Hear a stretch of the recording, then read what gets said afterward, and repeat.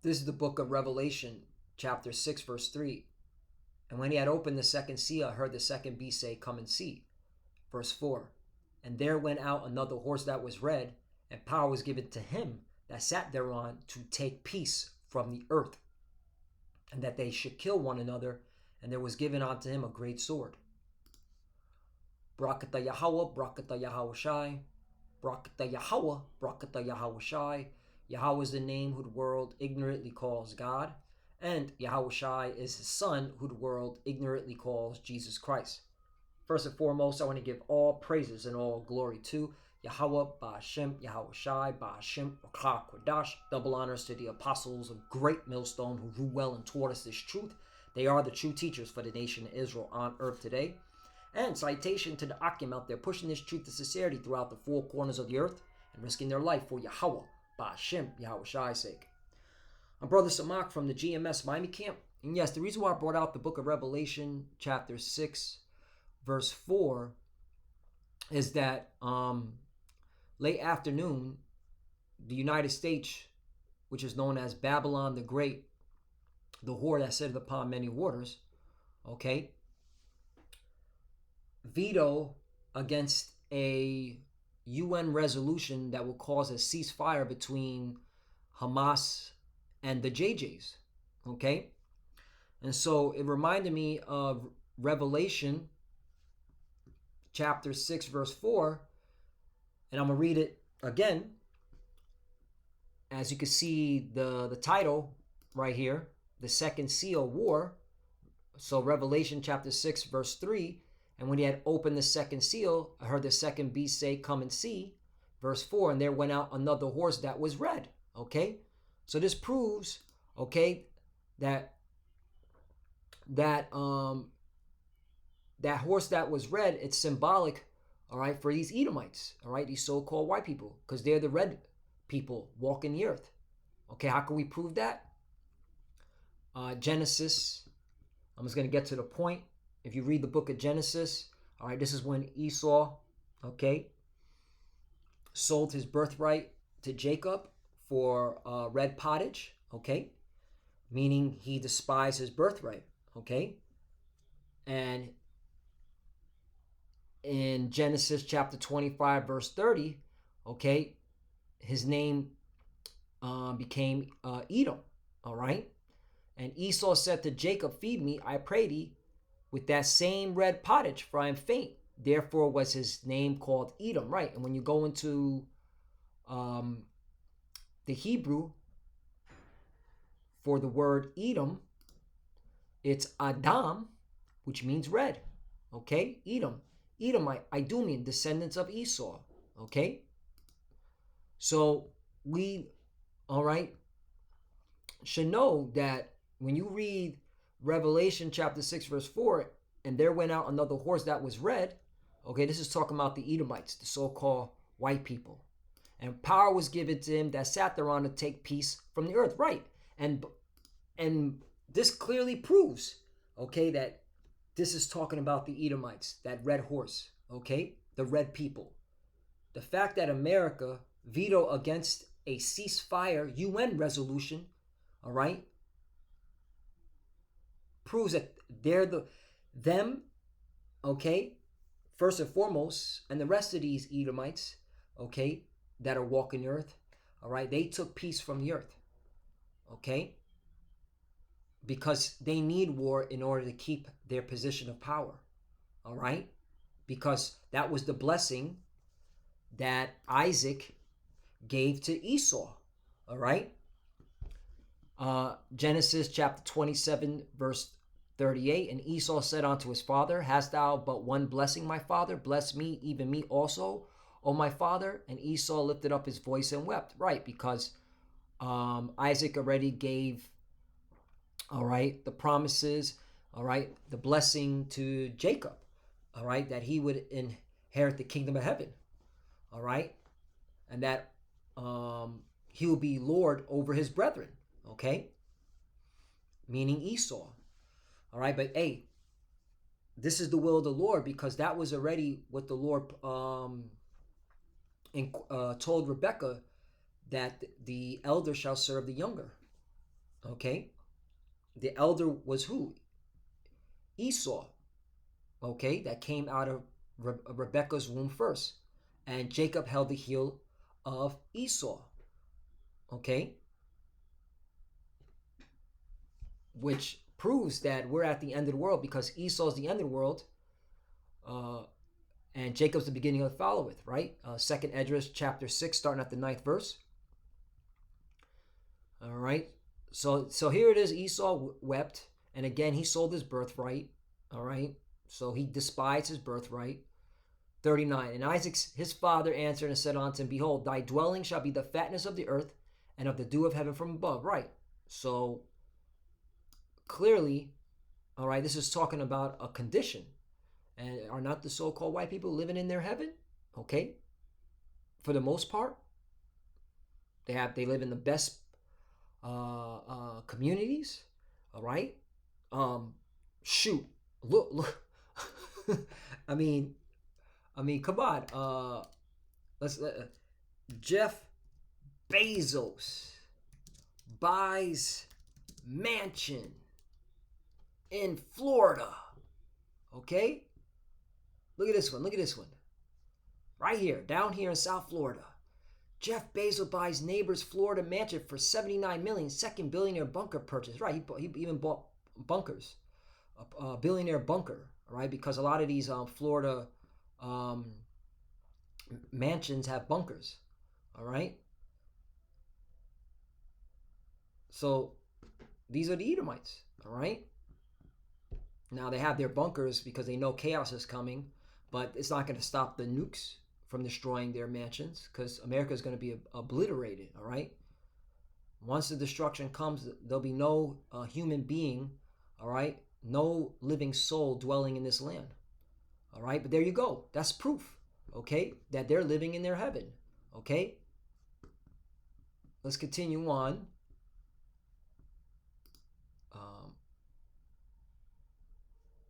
Where am I at? I lost my spot. Here we go.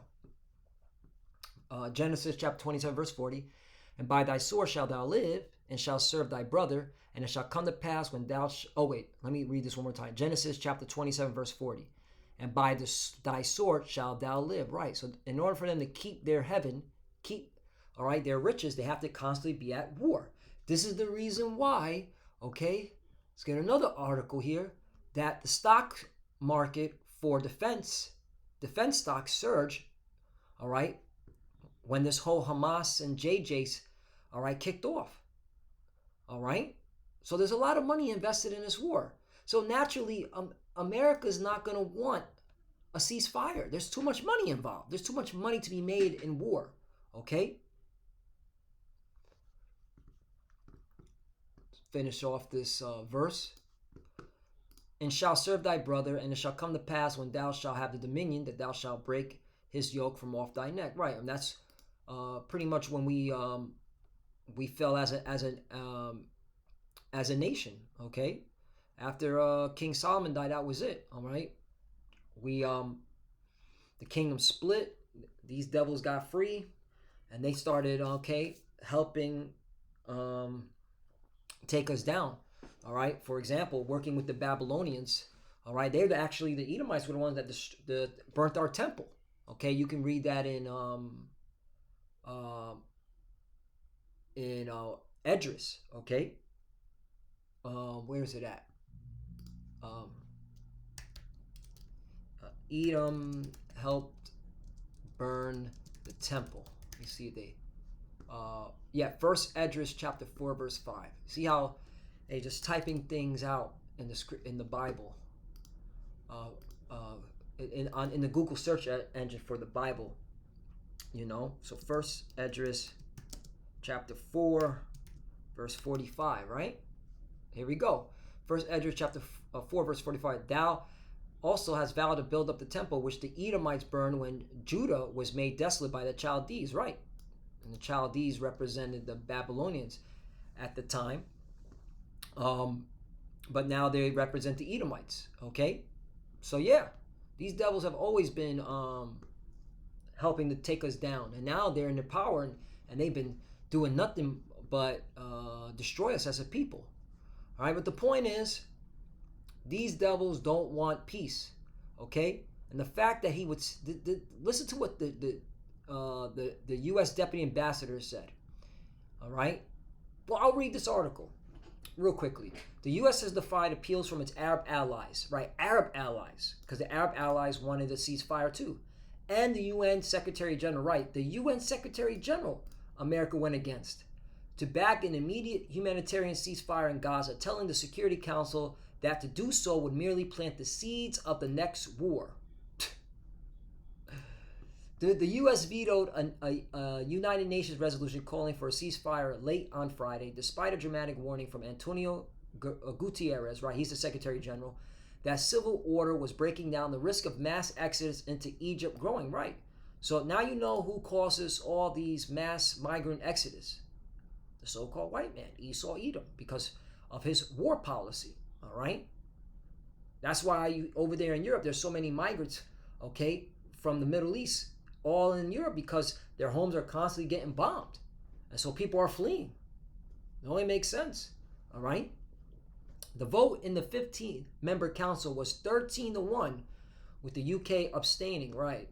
You know, in the UK, you know, eventually they're going to turn on America, but right now they're trying to keep things cozy because of the economy, all right? Because they need America right now to bring in this NWO, all right, with the whole blockchain, crypto, all right, which you need to be paying attention to because a lot of things about to change, but that's for another topic, all right? Oh, 13, that's their symbolic number, all right? They love throwing 13 out there, all right? The U.S. deputy, and that's for the, if you understand the secret societies, 13 is one of their favorite numbers, okay? They always throw it out there, even when certain things need to be done, all right? They always do it on the 13th day of particular months. It's a very esoteric number that they worship, okay? Continue on. That's for another topic, too. The U.S. Deputy Ambassador Richard Mills said the U.S. would not give up on its aiming of removing Hamas, right? All right? Because it's profitable. Explaining America wanted to break the cycle of unceasing violence so that history does not keep repeating itself. He said a ceasefire now would only plant the seeds for the next war because Hamas has no desire to see a durable peace. Our goal should not be to stop the war for today, but to stop the war forever. Okay, so there you go. Okay, so really, you know, Psalm 55 verse 21, the words of his mouth were smooth than butter, but war was in his heart. Right, it's really Esau, Edom.